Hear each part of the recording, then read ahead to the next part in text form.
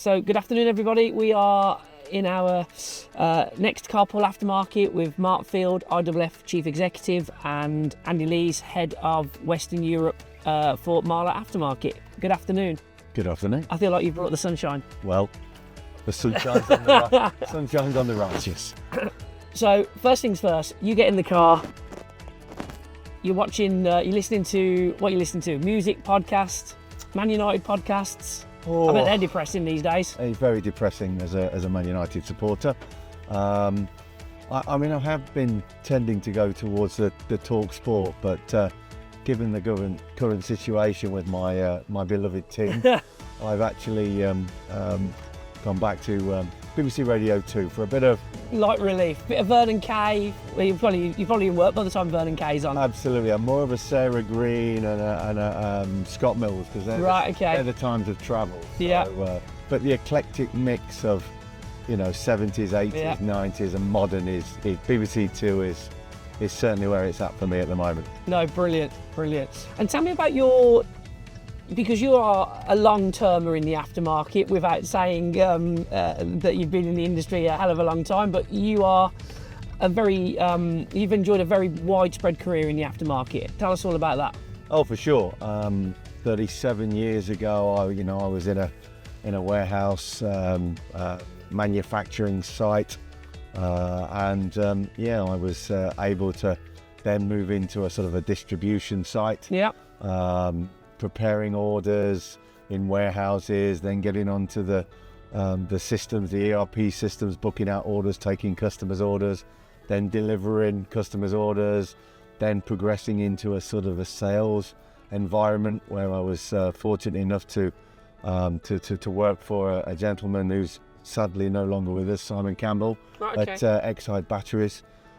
Spent him a few years at Exide Batteries and then progressed to be National Account Manager for the Parts Alliance. Right.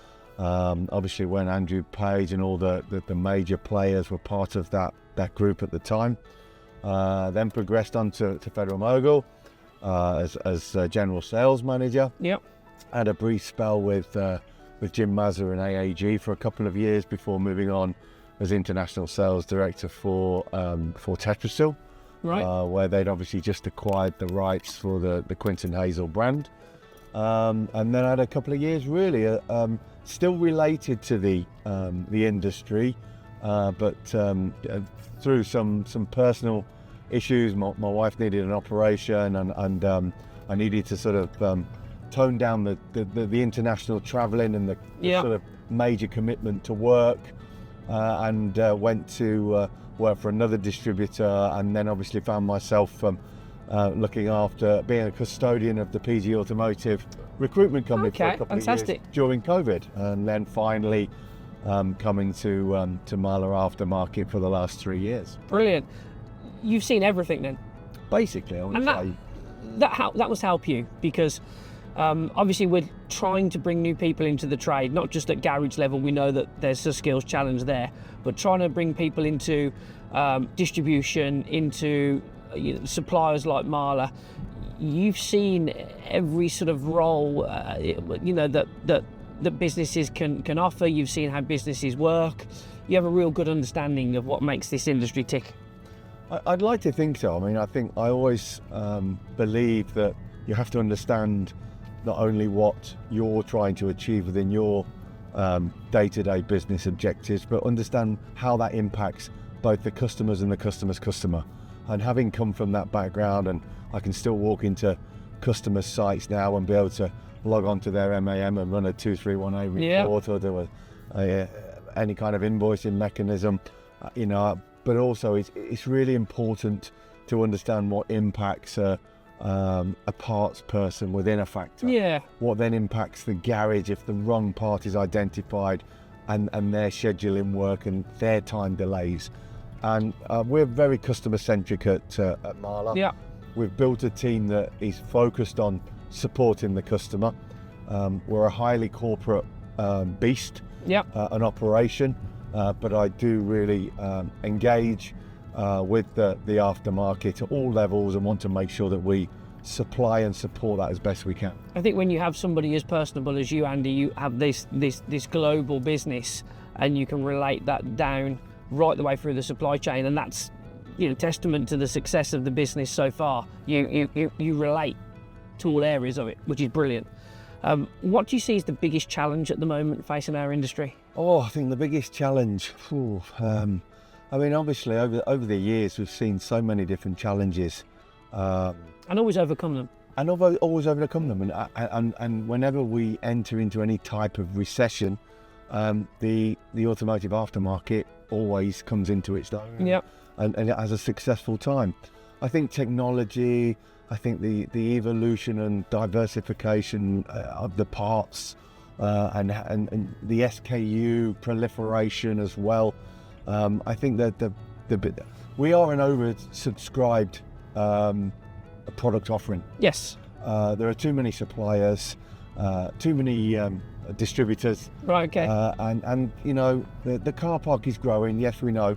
But ultimately we're all fighting for that piece of business, establishing ourselves within the distribution channel at all levels, and trying to have the ability to grow and deliver on the innovations that our organisations are spending huge amounts of money in terms of research and development, trying to keep up with the technology that is now incorporated in any vehicle of any shape and size. And I guess the key thing for us as a sector, which will always change, is how we maintain our personalities and entrepreneurship within that. Absolutely. Because it is a very, it can be very corporate, and you see personalities exiting the trade, and you want to keep that heart. And I think the IWF dinner and what we're doing at the IWF, and making it as personable as possible, is hopefully sort of bridging that link a little bit, you know, and people can come from their corporate environments and actually relax, enjoy themselves. You know, it's a really interesting dynamic that the market is in, because we have the oldest vehicle park we've ever had. It's growing. There's a lot of investment coming into the market, and it's an interesting thing where you look at, well, our eyes, or one eye, should at least be on the electrification of the vehicle park and how that's changing, but at the same time you're seeing sales of combustion engine related products grow and grow. So I guess Marla, which has got its foot firmly in, I guess, both camps with its thermal offering, has to always measure the future with the present and everything in between. Absolutely. And I think, just going back to your first point, I think the IAAF has probably been reborn in the last 5 or 6 years. And I've got to say, you know, as an old stalwart of the industry who used to frequent the ADF dinner, and probably a couple of dinners named even before that, I think probably we have got to a really interesting point now where, as you say, it's a more personalised event. It's less of them and us, it's more of a collective, and I think that's refreshing. I think there's always been good camaraderie within the market that we work within, and I think the IAAF is certainly you know, promoting that from the dinner perspective. But coming to your second point, the thermal side of our business is very much in both camps. Obviously, with the ICE marketplace and moving into the EV market, thermal is such a big, influential part of the powertrain platform for the next generation vehicles, and the way that the product works within the vehicle. It's very interesting times for Marla, for sure. So when we talk about the automotive industry, and we're trying to bring garages, and IWF is a broader church now, which includes garages, distributors and suppliers, how important is it, Andy, with your experience, that we bring the consumer along with us as well, which I know is it's an easier said than done thing, but how we bring these consumers along with us and they understand what the aftermarket is? I think, as you say, it is a very difficult, and the one thing I would say, it's a very expensive project to undertake. Trying to get some kind of consumer awareness with the majority of the brands that are in the automotive aftermarket is very difficult, because they're brands and they're products that they don't see. I think we need to engage, and we need to have the garages engage with us further. First port of call, is always majority of everyone's experience is a main dealer. They buy a car, they get a car serviced, and we're in the distress market. So we're repairing something and a cost is coming because something has gone wrong, which is always the hardest part of obviously communicating those elements with a consumer, when the bill can range from, you know, multiple hundreds to several thousands. Exactly. So I think the first port of call would be with the garages, where we can actually help them explain the brands, the products of what's being fitted to the consumer and why, and how they are associated with the very main dealers that they probably purchased the car from years before. So there is an association, because I do feel that consumers look at main dealers and think, well, I've bought a car from there, I've had it serviced there for 2 years, now I'm going to take it to the aftermarket. So that's a compromise. I'm going to get it cheaper, but I'm going to get it repaired to a similar standard. When in actual fact, we believe through working in this market all the while that the standards are the same, and we can actually offer better value for money. But unless we communicate to the consumer and explain to them what's being fitted, why it's been fitted, and that company's association with the main dealers, then we're losing an opportunity to convey that very, very open message. Brilliant. And I think even more brilliant that you kept your composure as I attempted the most difficult turn in the in Carpool Aftermarket history. So moving on to the sort of the end of our drive, the last person that was in your seat was Kaylee Bradley from Glen Callum Associates, and she left a question for you, which was, how would you sell a career in the automotive aftermarket? Wow. And then you also have to leave a question for the next person. Okay. I mean, I would say anyone who's looking for an interesting, challenging, but rewarding career, look no further than the automotive aftermarket. There's always opportunities, and I'm a big advocate for investing in people and wanting to see the next generation of senior members of any team come from within the organisation. And I think there are so many opportunities within the automotive aftermarket, whether your skill set is with your hands in the garage network, whether your skill set is from an intelligent, articulated background of education.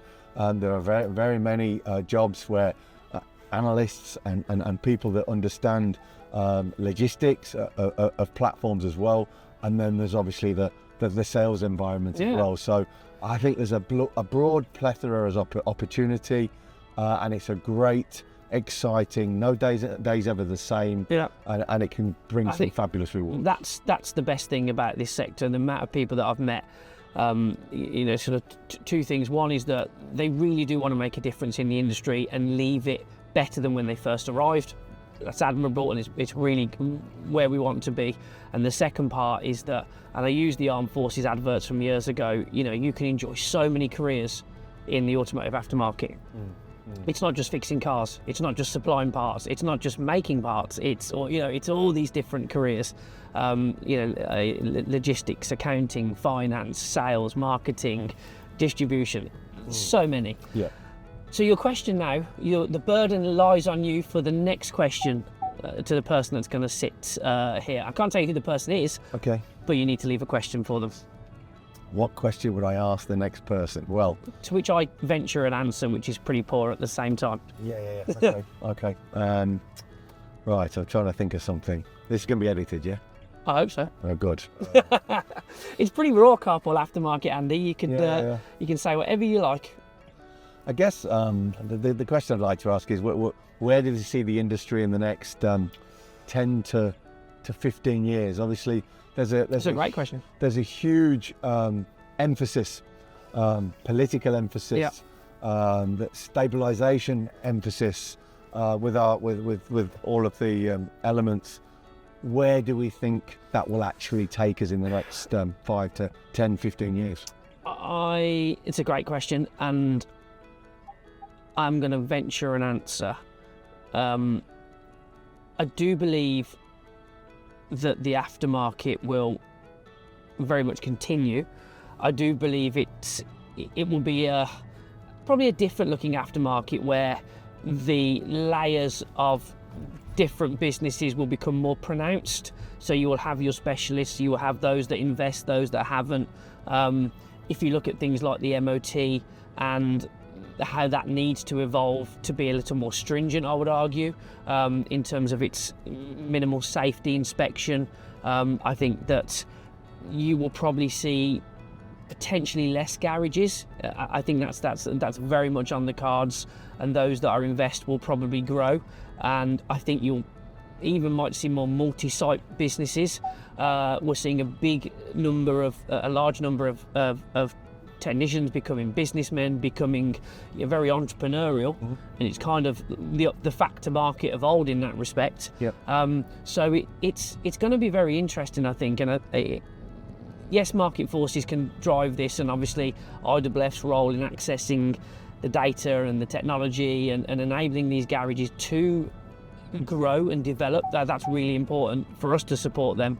But I think there will be some considerable change, and we will have to make sure that all our businesses are equipped for this and this change in vehicle park, because whilst I say that there is only 1 million vehicles on 1 million EVs on UK roads, still 1 million more than there was 5-10 years ago. Absolutely. So things will change, and we'll have to be prepared for that. So yeah, brilliant. Thank you for taking part in Carpool Aftermarket. I hope it wasn't as scary as watching Manchester United these days. Well, at least you didn't make me sing. No. But if you had a song of choice? Oh, what would it be? Probably Rock and Roll Star Oasis. Brilliant. Thanks very much. Thank you.